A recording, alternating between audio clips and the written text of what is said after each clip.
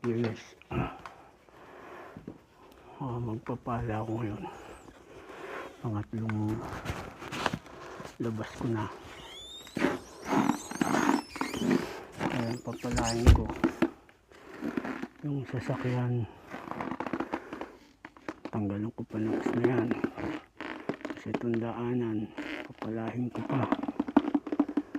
Kasi ito, ayan, napala ko na.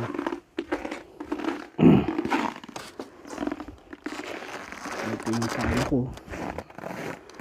Ayan. Ito ginagawa ko yung sa padulasan ng aking apo. Hindi pa pwedeng tapakan.